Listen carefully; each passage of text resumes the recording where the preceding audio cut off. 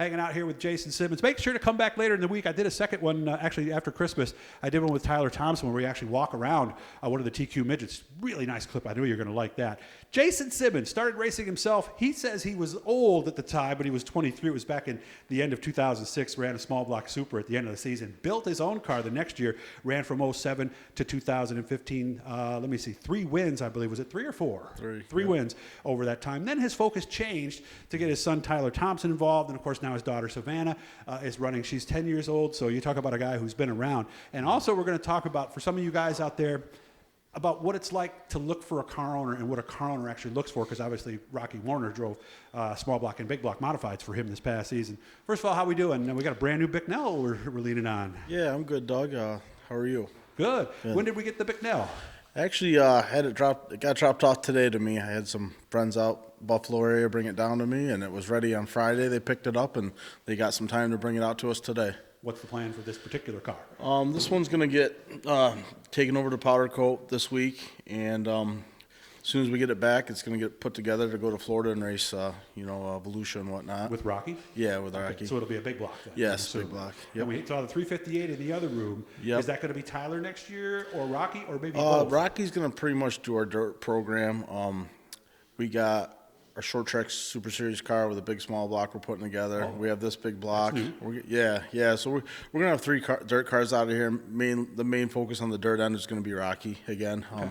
Tyler I think he's at a point where racing takes so much time, and my deal with my drivers, they got to put the work in on the cars. It's not like, I do have a guy here, David, that maintains and stays on top of stuff, but as much racing as we do and as things we have, I mean, the drivers have to be involved, and I don't blame Tyler. He's done it a long time, since he was 9 years old, and I think the asphalt schedule only being, anywhere from 13 to 20 races a season is where he wants to be.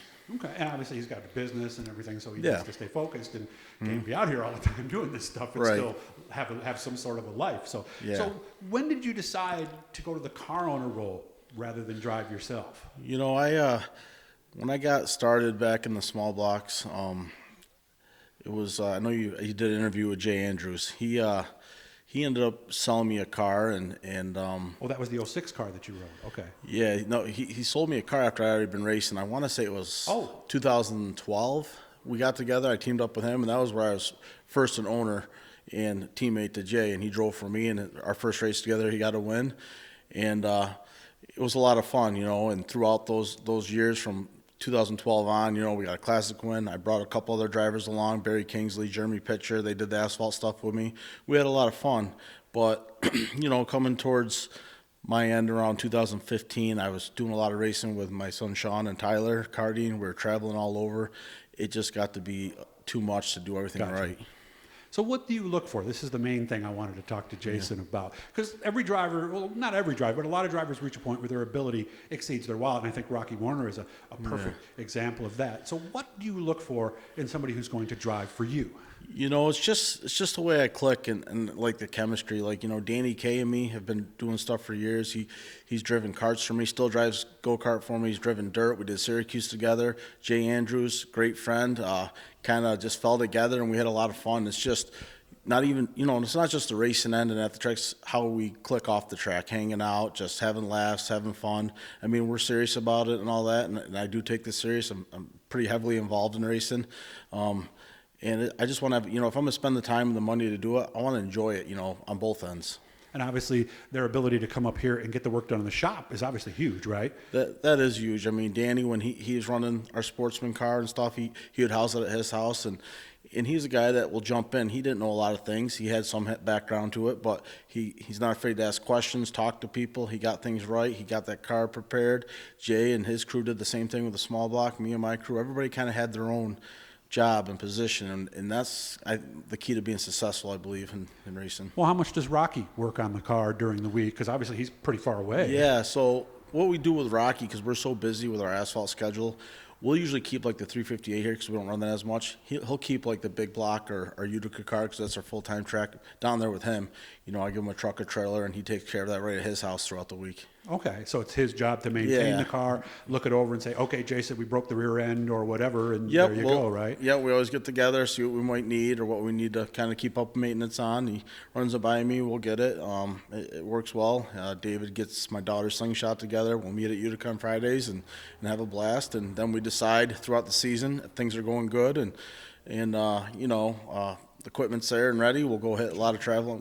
I like to race, and Rocky does too, but we also want to show up with a chance to win, and so we try to do our homework and put things together and do it right. Obviously, trust is a big factor because I've heard the stories, and I know you have too, where a driver gets a car at their house. Hey, I need a new rear end, when really they don't. So obviously, the trust has to be there. Yeah, that's my biggest thing. I've had, and nothing against anybody, I've had certain people ask or reach out, and it's not that I don't trust or that. I just don't want to get in over my head and putting people in cars. You know when you got somebody in your circle that you can trust, and that's why my thing is I want to own everything myself. I don't want like, hey, I'll own the car, you own the motor, this and that, because it turns into issues. When you don't have 100% everything, then there's no questions asked. You don't want to be using their wheels. You don't want to be using, just it adds confusion if there is a split up in the long run. But you really got to make sure you're in it 100% with the person, in my opinion, that you're going to be driving with, and have an understanding right from the get-go how things are going to be. And how important is bringing sponsorship to the deal? The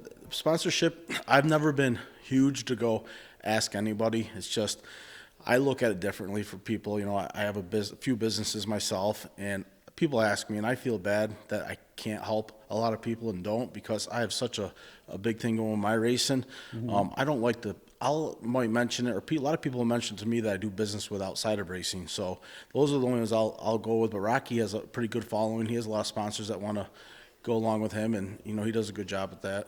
Remember when I drove Claude Hutchings' car a few years ago, I asked Dale Plank for advice.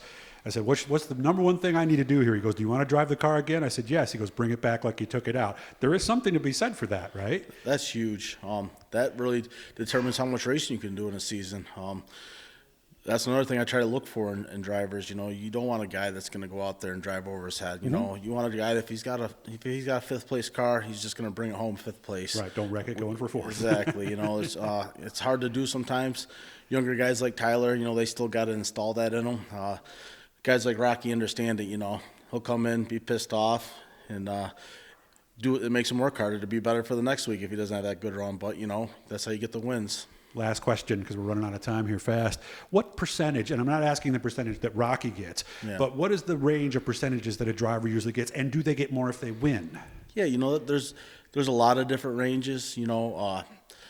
I've heard as low as 20%, as much as 50%. Sometimes if they finish inside the top 5, they get more. Sometimes if they're outside the top 10, they don't get nothing. I mean, there's lots of different scenarios and setups, and it all depends on what they bring to the table too, and how much work they're doing, and vice versa. So there's lots of different scenarios as having the driver, and those are things you also got to have established before you start racing with them. And of course, I want to thank Jason. Even though he doesn't sponsor a lot of people, he has sponsored me here for 100, 200 as I need it. So I appreciate that, and it helps keep me on the road. So good to see you. I hope you have a Merry Christmas and a Happy New Year. And next time you guys are doing something up here, I'll bring the camera up and we'll show everybpe some more inside stuff. Great, okay? Doug. I appreciate it. Thank you, Jason. Hit the Bluey guys that'll subscribe you. And Jason's a Bills fan, so it's been an up and down season for him. So we're hoping for the best this weekend. Good luck, man. Yep.